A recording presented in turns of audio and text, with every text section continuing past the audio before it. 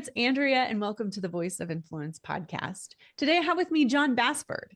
Jon is an operations professional and entrepreneur driven by his curiosity. Curiosity is his superpower, and it has driven his personal and professional advancement.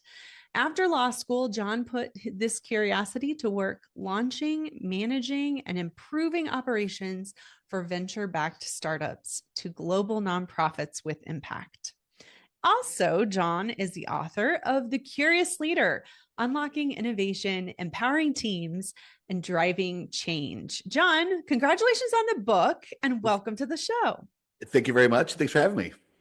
Have you always been a curious guy?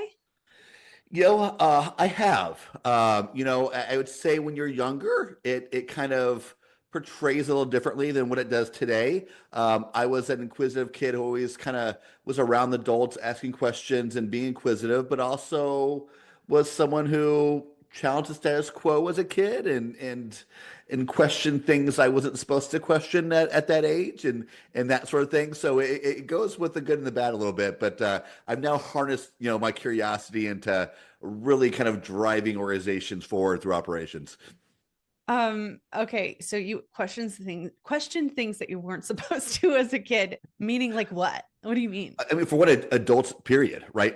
Yeah. I grew up in the Midwest conservative area, and you don't question adults. Where'd you grow up? Decatur, Illinois is where I grew up. Okay. I'm in Nebraska. Okay, Middle of gotcha. Yep, Nebraska. gotcha.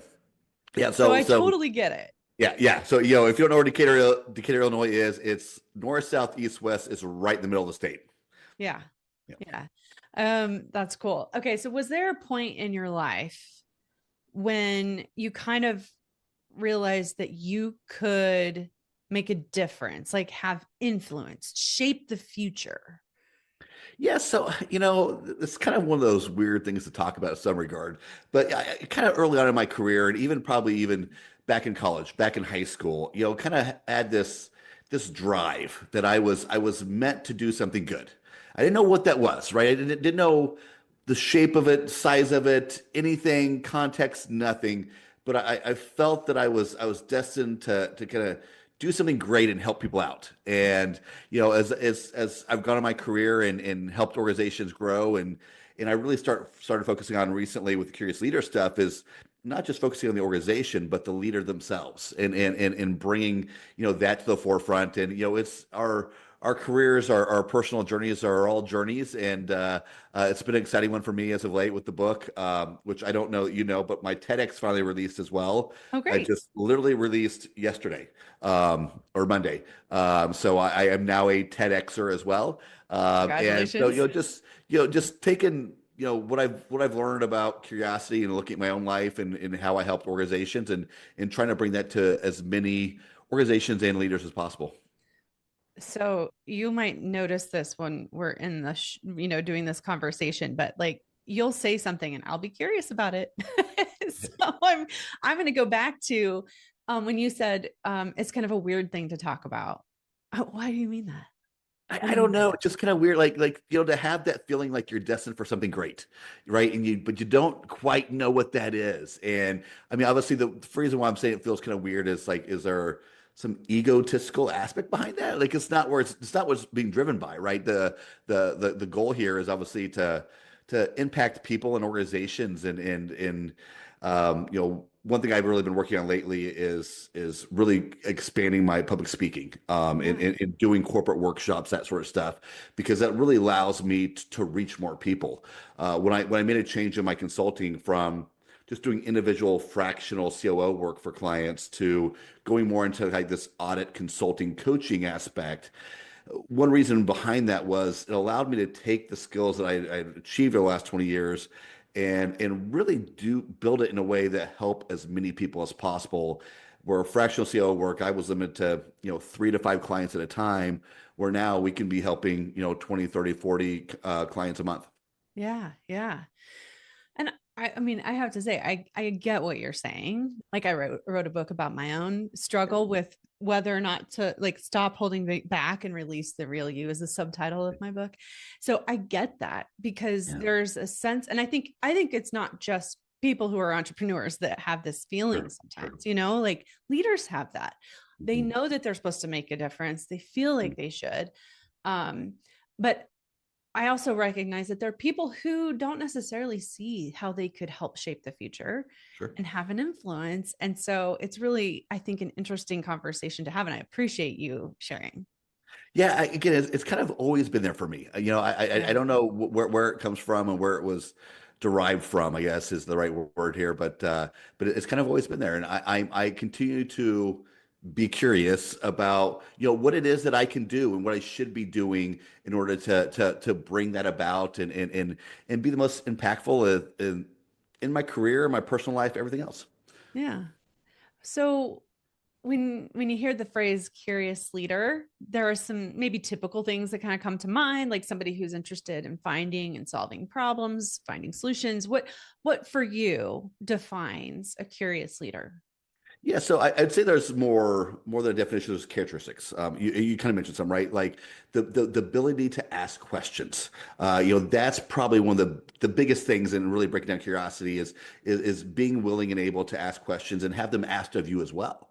I think from a leader standpoint, that's often where there's a divide, right? I ask things of you, my staff. You don't ask things of me, but having that kind of 360 way of questioning things and what we're doing. There's an aspect of we talked earlier about when I was a kid, like challenging the status quo, in thinking outside the box. It's about not being limited by your current situation and your current mindset, your current operations, and really thinking about how can we build and grow beyond that. And so, in my book, I talk about there being three shifts that need to happen to be a curious leader: a shift in mindset from a fixed to a growth mindset, a shift towards operational excellence, which I define as an organization's ability to drive the intended results as quickly and efficiently as possible. And then also, unless you are the lead singer of a one person band, you got to bring the team along with you. So it's building a curious culture. And that's really kind of built around a concept that Google really kind of defined, which was psychological safety in an organization, which is just an organization that builds trust where people can feel they can ask questions, they can push back, they can point out when something's wrong. The number of times, organizations have staff who something gets pointed out to them like, hey, this has been wrong. Oh yeah, I knew that. Right, like people know, they just don't feel comfortable, don't feel motivated to speak up and speak out to correct those things. And one of the things I like to say is kind of similar to here in the DC metro area on the metro. You see something, say something, right? Kind of the criminal justice police kind of way of looking at things. Well, that needs to be in our organizations. When you see Yeah. something wrong, when you see something not being effective, speak up and say something so we can get to the bottom of it and fix it. Mm. Yeah, great point. I wanted to read a couple of quotes from your book because you're Sure. just talking about this particular topic. So I want to go to this. On page 120, you say, as a curious leader, it's your responsibility to challenge the status quo while staying true to your organization's identity. And then, kind of previous to that, a couple pages, 117, you say, a clear and effective decision making framework is the backbone of aligning an organization's actions with its identity, values, and long term goals. It's more than just a set of processes, it's a way to guarantee that decisions consistently reflect the organization's purpose and mission. So I'm wondering if you could just talk to us about the balance between challenging the status quo and maintaining the organization's identity. Yeah, so I believe every aspect of organization needs evaluation from time to time. But who your organization is, what its core principles are, what its values are, those sort of things, those should be reviewed less often, right? Because those are the pillars. So you got to have something. You got to have that foundation that you're building on and saying this is what drives our organization. We could talk about Simon Sinek's, start with why. Why are we doing this? An organization that has innovation as bedrock in how they operate. Steve Jobs, Apple, et cetera. Like that's got to stay there. That's part of their DNA and how they operate. But outside of that, that's where the questions should exist. And a great example, I mentioned Steve Jobs, a great example of that. And I don't know if this is folklore or actually true or not, but it makes sense for the topic. People kept bringing him these prototypes of the next generation of a phone, the very first, iPhone, what became the iPhone. And they all had keyboards like the Blackberries and everything else that we had been using, for 5 to 10 years prior to that. And he finally said, why does there have to be a keyboard? That was challenging the status quo. They didn't change that they were building a phone. They didn't change that they're a technology company, but he challenged the status quo of this is the way a phone has always looked, with this screen on top, with this keyboard down below. And he had to ask, like, why does it have to be that way? And lo and behold, they created a phone without a keypad, and that's what became the iPhone, and now Android and everything else, right? So he had the audacity to say, why does it have to be that way? What do you think it takes to kind of build that muscle? Because that's a question that not everybody asked Yeah. or would ask. Yeah, I think there's certain individuals where it's just natural. There's a very innateness about it for many people, and by no means am I putting myself with Steve Jobs in hierarchy here, but like again, it kind of comes naturally to me to question things. When I walk into an organization, I'm immediately, lifting the hood, looking at what they're doing, why they're doing it that way, and saying, look, is this the best way? So if you don't have that natural ability to kind of just do it, you got to create these mechanisms in your life, in your work, whatever, however you want to look at this, that allows you to say, okay, this is what we're doing, and just taking a step back and asking the question why, asking how, asking the what, asking all the W questions that really can help break down, what it is, what we're doing, how we're doing it, why we're doing it that way, to truly analyze things. Yeah. I that makes sense. I mean, it is hard to think outside the box. And I'm sure that there's just a certain amount of creativity that some people, possess innately, but then sometimes people need to let it, like you mentioned, psychological safety. It's not going to just come out unless people feel like it's okay for them to Yeah. to do it. Yeah, and so that psychological safety aspect was derived from a study Google did. They were trying to, it was called Project Aristotle. They were trying to define what made a team successful within Google. So they did surveys and interviews, all of these things. They had their hypothesis of diversity and degrees and technological experience, all this type of stuff. And what they came down was psychological safety, which is those teams where just truly can have that free flow of ideas that go unencumbered. It breaks down silos, it breaks down hierarchy, and just allows that team to truly engage in meaningful discussion, meaningful questions to really get to the heart of matters. One of the exercises I like to do in workshops when I'm in a boardroom or a small team is have people solve a problem their organization is facing, but they can only do it by asking questions. So we just go around the room, and you can't say anything definitive, right? Every statement from one person to the next has to be a question, and little by little, you just see the light bulbs go off. They're like, oh yeah, like we're on to something here. Like you just see it, and no one was. It just there's Einstein says curiosity has its own reason for existing, and by asking these questions and breaking things down, you're just able to see solutions in a very different way. This makes me think of something else that I was wondering about before, when thinking about this conversation. And it kind of has to do with when to open yourself to curiosity and when to let yourself come to a conclusion, basically, like make a decision. Do you have any thoughts about, like, how does one know when to say, okay, you know what? I think I'm good. I think it's time to move forward. Yeah, yeah, that's tricky, right? It's tricky to know when you have all the information and when the right time to make it. I call that paralysis by indecision. And I tend to see that more in leaders, CEOs, COOs, et cetera, that are making a decision about some kind of topic area that they're not the most comfortable in, right? So what they tend to fall into is being afraid of making the wrong decision so they don't make any decision. Mm-hmm. Or in a lot of times how they disguise that is like what you're kind of getting at is they keep getting more and more information. And so there's no secret sauce as to when you have enough information, right? That is kind of a personal decision. The perfect be the enemy of the good, as they always say. Don't let a little bit of fear, a little bit of discomfort get in the way of making a decision.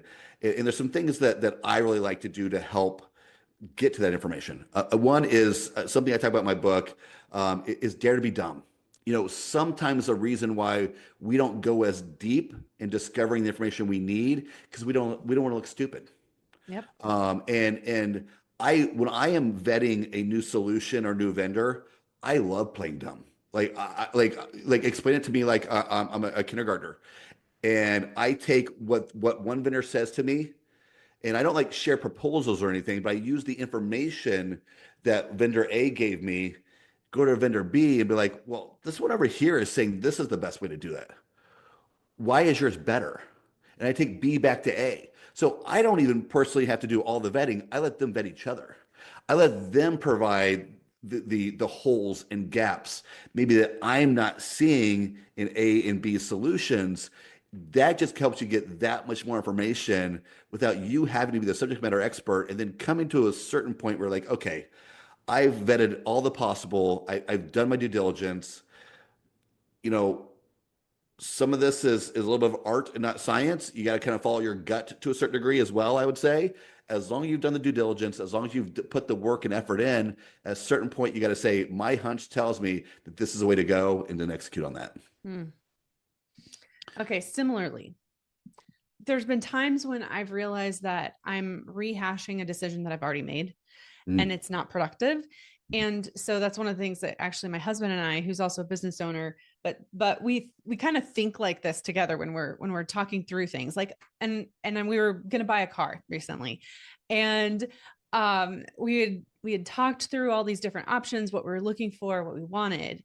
And then we went to go actually see a car. And he started asking those questions again, like, well, do we want this? Do we want that? Does it make sense? And I was like, I feel like we've already made those decisions. Can we just rely on what we've already done? So, and that's what we'd ended up doing. And he's like, yeah, that's true. But I think that's another thing that I'm kind of wondering about is, how do you decide when it's time to rehash something and it is a good time, because you should take a step back and relook at it, or when you just move forward?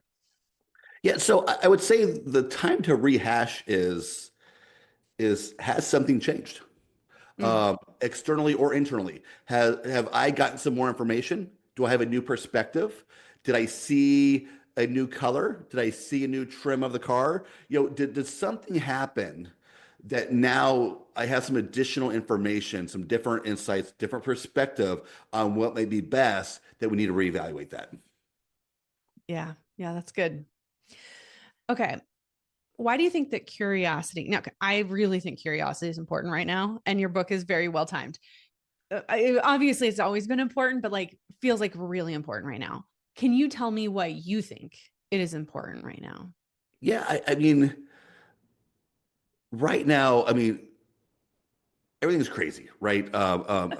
Just the world is crazy, business is crazy, stock market is crazy, governments are crazy, And it's all in everything. our face all the time. Yeah, I mean, yes, 100%. And things are changing quicker than we ever could imagine.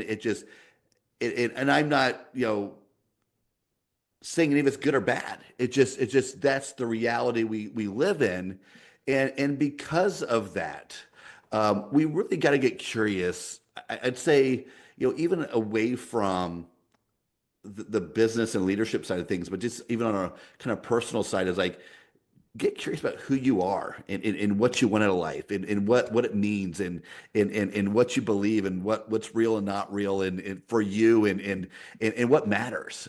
We get so caught up in all the noise of the world.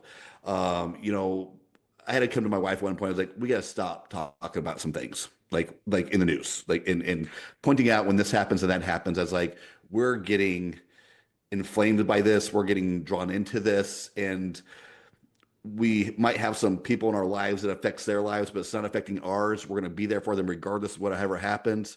And we got to stop being consumed with that, right? So being curious about what really matters for you, where does value get added, who's in your life, where, when, and why. So ask some questions about that, and just constantly be looking at what's the right way to live here, what's the best solution, what's the best way to move forward, how can we make a turn a bad situation into a good. Because as again, talking about business and stock market, et cetera, for every downturn, there is an enormous upside.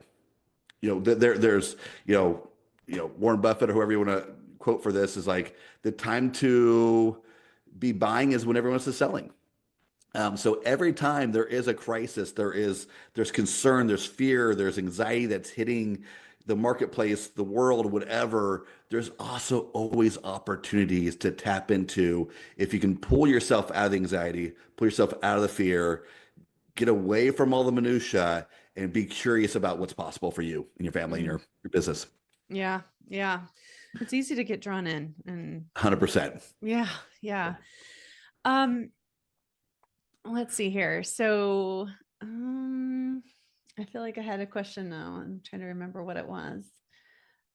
I tried to write them down and I don't always remember to do that. Oh yeah. Um, okay. So one of the things that I love about curiosity and questions is how they can diffuse or de-escalate problems. Sure. Talk to us about that. Yeah, so I will quote the Taoist philosopher Ted Lasso. Um, Yes. be curious, not judgmental.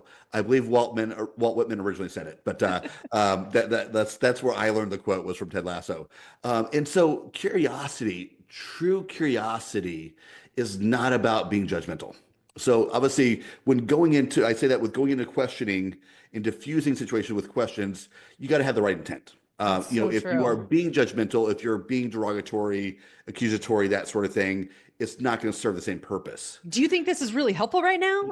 Right, exactly. Or were you drunk when you did that? Like, yeah, Yeah. Not exactly a diffusing yeah, question. yeah. But true curiosity in the purest form is about being helpful. It's about being inquisitive, to be helpful, to be a servant leader, right? A lot of the aspects of the curious leader when I write about it, there's a huge backbone of that it aligns with the concepts of a servant leader, right? And not being on top of your throne, looking down on the peasants, right? It's about getting to know them, getting involved with them, and asking questions and allowing questions to be asked. So creating that culture, that psychologically safe culture, is what's truly going to allow that questioning to happen and diffuse. Because if you have a culture where, employee A came from a very toxic boss who always demean them and look down on them and talk down to them, you coming in, even if you are being a servant leader and asking these questions, if you haven't built that trust with them, it's going to backfire. So that's why this is kind of all very circular, right? You can't have one without the other. You kind of have to work on all of it together. And that's one thing that I really kind of discovered writing the book is like how connected all of these elements and pieces I've been working on, how they really have to rely on one another to get the next apart. And so kind of back to your core question is, yeah, when you're approaching people from a truly servant leadership standpoint and truly from curiosity, um, the questions allow, again, kind of what we talked about earlier about that exercise of asking only questions helps get to the heart of things without being accusatory. I mean, that's to boil all that down into one phrase would take a while to get there, but it allows you to get to the heart of things, right? Like what the problem is, whose fault it is, without pointing fingers, right? It allows discovery to happen. And more often than not, what you'll see is that the person or whoever this issue is over allows them the self-discovery, right? Even if they don't know, or self-realization, or being able to point out to the team or to the leader, hey, look, yeah, I dropped the ball here. I can see that now. And again, it allows you to get to the intended results without creating this kind of toxic top-down mentality of leadership. Hmm. I really appreciate what you said about getting to that more of a curiosity mindset, not just asking questions, Mhm. but actually being curious is different, because it does seem like, when there is something contentious, or somebody feels frustrated or upset about something, it's easy to turn a question into an accusation or something, like you said. And then, but to kind of go back into, well, what's really going on here? I don't even know. Some humility there to recognize that I don't even know really what's happening. I just need to, maybe that's what I go into, like sort of this investigative and gently mode, to Mhm. find out, like, okay, so what's happening here? And, well, do you realize that what you said there was actually really offensive to me, or whatever? Yeah. Like, it can certainly help, but that mindset is key. Yeah, I almost kind of approach it this sense of like, help me understand, Yeah. right? Like I want to learn from you, Mm-hmm. right? I'm asking questions to guide you through a process to help me understand versus me telling you what the problem is.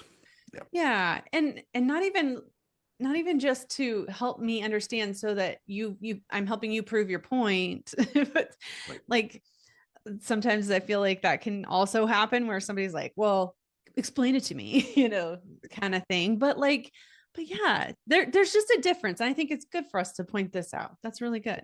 Yeah. Yeah. And something I was talking about, we kind of moved away from a little bit, but your story of talking about your husband in the car in decision-making process, something that happened to my wife and I probably about 2 or 3 months ago now, also goes to the importance of asking the right questions. Mm, In an operational standpoint, again, it's that's asking the right questions when you're gathering the information to make the decision, getting truly to the heart of what you want to know, and not asking superficial questions or questions that are bogged down into what already exists as opposed to the possibility. So my wife and I independently were both tired of our cell phones and we're looking to see could we upgrade. We would reach the 1.5 year mark, not quite the 2, but like we wanted to upgrade our phones earlier. What deals were out there with our cell phone provider? So, um, I didn't know my wife had looked into this, so I started looking into it, and I said, "Hey, I think we should change. We have to upgrade to this plan, but it's like a $2 difference a month. Like no big deal, but plus we get some extra benefits. So I think we should do this." She goes, "Well, I actually talked to the company 2 weeks ago, and there's a big problem with the upgrade. We're going to lose our international credits." I said, "Oh," I was like, that's not what I gathered from my research is like we know we just have international data included now." She goes, "No, I specifically asked the lady, hey, what happens to our credits if we upgrade? Do they go away?" Honest question. That's what she thought we needed to know. And the lady gave an honest response. She goes, "Oh yeah, those go away. Those no longer exist if you upgrade." But what she really wanted to know is what happens, how does our new plan handle international data? And the answer was it's included. So you no longer need the credits. Yes, they go away because there's already 140 countries in the world where you get data included. And so it really goes to, and I asked my wife's permission before I ever use this in interviews and books and stuff. But it goes to the parts of asking the right question, right? Like what we really want to know is what's all included in this plan, and then more specifically, how does it handle data, international data when we travel globally, and but only focusing on an element that existed in one plan that wasn't needed in the other one, it missed the mark. mm. I think that's a really good point. So, like, making sure to even ask the question, is this the right question to Yep, be yep. asking to find out what we really need to know?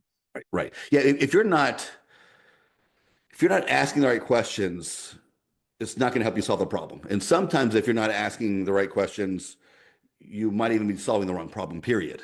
Right? Because you're not getting to the heart of what the issue is, because you're not going deep enough or direct enough into the situation to truly find out, what it is that we're trying to solve. Mm. Okay, so I heard you telling part of a story on another show, and I was wondering if you could maybe expand for us a little bit. I'm not totally sure exactly where the story was going, so I'm going to kind of let you decide what makes sense. But you were talking about rebuilding some operational teams. Like you went into a situation where you had, and you were going through and rebuilding team by team and that sort of thing. I'm wondering if you could, do you know what I'm talking about? Do Yep. you, Yeah. okay, good. Can you share some context around that? And like, first of all, just like what position were you in? Why were you doing that? And then we'll go into more. Sure. So, yeah, obviously, there's elements that I do for kind of my entire career, especially now as a consultant. But the way you described it pinpoints exactly. I know which organization. So, I was hired as kind of a change agent COO. The organization had been in the red for 3 years when I came in. They just reduced half their staff, and they had come. And this was coming off of like 3 or 4 years of tremendous growth, and all of a sudden it fell apart. I mean, it was kind of a house of cards scenario.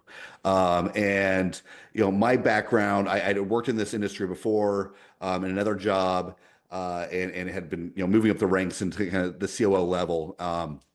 And so it really was a great fit. It was a dream job for me, and it really allowed me to make a lot of impact. And so I was, obviously as a COO, one of my key jobs is finance and administration department. So I started there because that's kind of my department, and rebuilt that. And they had all kinds of things were happening in this organization. My predecessor had drawn a diagram of our software solutions on a whiteboard, and it was a spider web. Like, this person over here wanted something that connects to this, and then someone in this department wanted a very similar software, and so they were allowed to do it, and it just became this nightmare of software solutions that we had to untangle. We had to get some accounting right. We had to get some employment issues right, departments right. But the biggest thing about this organization that I believe was the biggest impact that I brought was the culture side. It was a very micromanaged organization. It was, follow these steps, do these steps no matter what. They had lost sight of driving results. When I talked earlier about operational excellence is driving your intended results, is what you're doing, driving those results in the most efficient and effective way. And they kind of lost that. So after I dealt with my own department, I went to marketing, I went to programs, I went to um, uh, partnerships, and really just started kind of diving in and learning things. I mean, like, this is kind of how off the mark the organization was in some regard. Is we lost our director of marketing.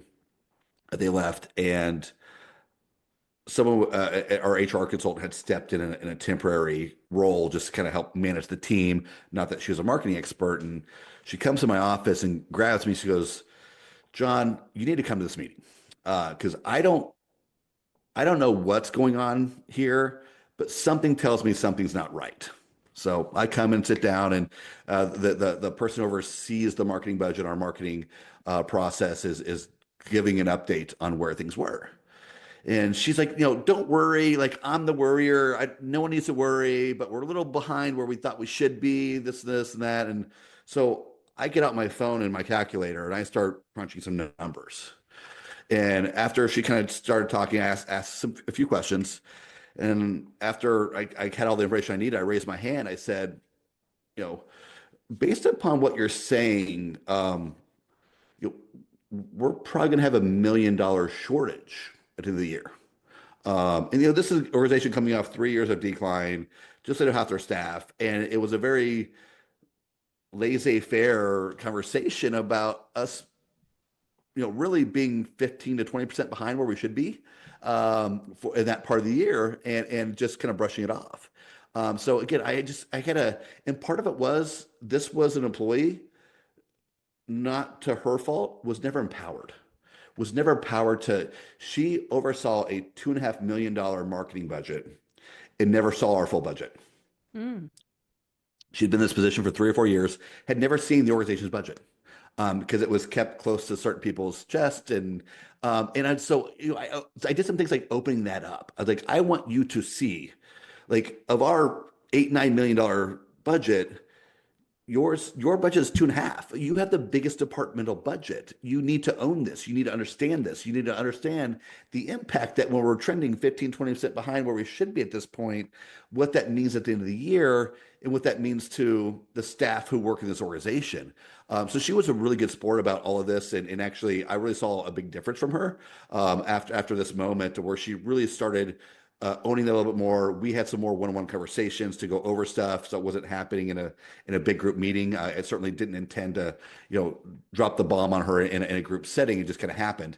But again, she really took it in stride. She understood where I was coming from, and again, because I think I had started building that culture around results, around holding people accountable, and us working together to solve problems, it made that moment a lot easier. So, Jon, then when you came into the situation, you were labeled, were you told people knew that you were a change agent? And was that intimidating to people? How did they respond to you? How did you Yeah. make that So work? yeah. So I'd been in several environments to where I was leading some serious change. Sometimes staff wise, again, my career started in the nonprofit association space. So sometimes there's volunteers that I'm leading change through, and that's probably even more difficult than staff Yeah. in many, many ways. I've led some board change as well in helping drive how they see the organization and that sort of stuff. So at this point, I'd really gotten really comfortable with change. And I think my personality really allows me to tackle things from a very analytical and strategic way, but also with empathy and understanding how the change affects people. So yeah, I mean, I kind of came in and this was a situation where the gloves kind of had to come off, right? Like, guys, like we just laid off half the staff. Everyone wants to keep their job. I want you to keep your job. The president and CEO wants you to keep your job. We got to figure out how to make this work. And so I let them know, like, hey guys, look, I want to change the culture to be more of this. I defined it up front. Like this is what I expect from you, what I expect from myself, and how we're gonna work on this together. And there got to be a point, we hired we upstaffed some more other areas that had been let go, and kind of rounded out the team. I think we had a really good, solid team. And I was working again by department, but I started running into something, and so I had to be listening. I had to be curious, right, of how people are perceiving things. But something started sticking out to me. The very word change was becoming a sticking point because for these staff who were all smart, very hardworking people, they were a wonderful, wonderful group. In their head, they were hearing, but I am doing exactly what I would have been told to do for the last 3 years or last 2 years or last 6 months, whatever it is.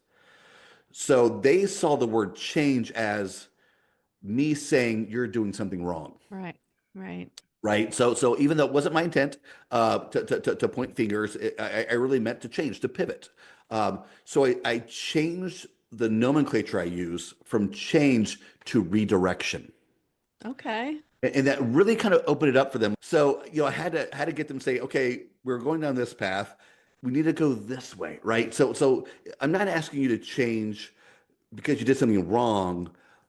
I'm asking you to redirect because we're learning that what we were doing and how we are doing it wasn't working.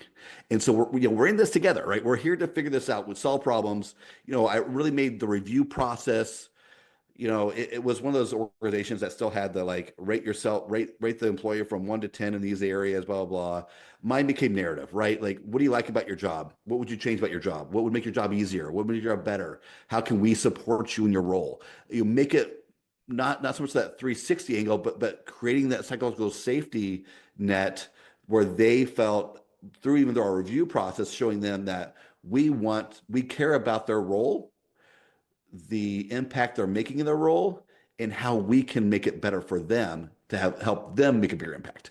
Mm. And so all of that really kind of came together and really started building that culture to where they started trusting everyone a little bit more, weren't afraid of change, weren't afraid of correction, but it took a little bit of time for sure. Hmm.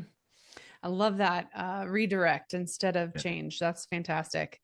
It's it's a de-escalating kind of a word for sure. Is there anything else that you want to say about your book before we kind of start to wrap up? So the book was an amazing experience to write. And actually it actually was the second book that I wrote. The first one I wrote is not published yet. It was more a book on the personal side, but the Curious Leader book just kind of came together as I started researching and putting it all together. And again, these are all concepts and thoughts and ideas I've had for years, right? But to kind of put them all together and bring it together, I think it's really beneficial for any type of leader, whether you're leading a volunteer group or you're CEO of a company or a department head, whatever it may be, or just running your own household. There's some elements of that can help everyone in every aspect of life. And I do have a quick little giveaway. If people want to text chapter to 33777, we'll send a PDF of the first chapter of the book as kind of, let them see it first before they buy it, if you will. So if anyone wants to do that, again, just the word chapter, text it to 33777, and we'll send you a PDF of the first chapter. Okay, that's cool. So do you want to say anything else about how the people can connect with you? Yeah. So also my personal brand site is jonbassford.com, and my consulting firm is think-lateral.com. The company's Lateral Solutions.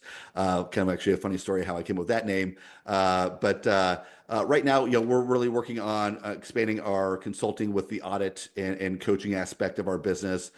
Me on the personal side, really working on expanding speaking in the workshops I do for everything from 300 to 400 person kind of convention style to small teams and in boardrooms. So I really love connecting with people from different ways. And so if there's something that I might be able to help your audience with, feel free to reach out.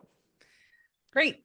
And we'll link to all that in the show notes. All right. I actually have two wrap up questions. So, first one is when you think about the mentors who've impacted you the most, what is something that they did that now you try to do for others? Yeah, I would say my main first boss. I guess I kind of had two there at the very, very beginning, but the one that was with me the longest for that organization, uh, he gave me the freedom to explore. This is my very first job. I fell into this job. It was an organization I was a member of in law school. Really didn't know what I wanted to do with my career. Pretty sure I didn't want to practice law, but didn't know for sure. So he really gave me the opportunity to explore. When I said, "Hey, look, let me take on this. Let me do that. Let me do that." Like there are so many things I took on in my first role, which is what allowed me to grow into the operational professional I became because I got to have my hands in every little bit pieces of everything in the organization and take on things like budgeting, take on things like governance, and really just play around and see what I liked and what I through that allowed me to discover my jack of all trades kind of personality and knowledge is perfect for operations.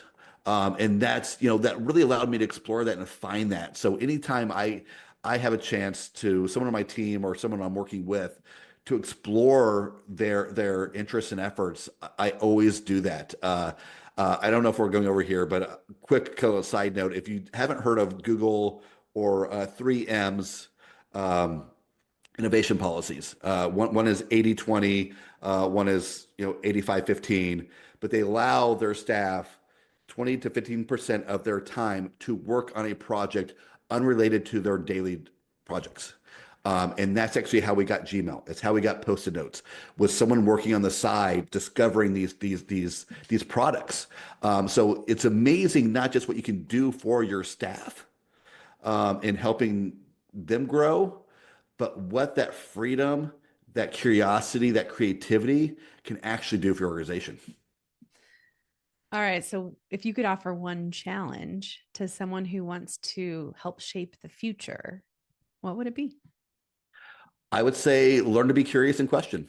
I think the best thing that we can do to constantly improve and grow as individuals, as organizations, as countries, as citizens, as the world, whatever it may be, is to be curious about what is happening, why it's happening, and constantly be working to find better ways. Great. All right. So you can go find The Curious Leader, Unlocking Innovation, Empowering Teams, and Driving Change. Thanks so much for being with us today, Jon. Thank you for having me.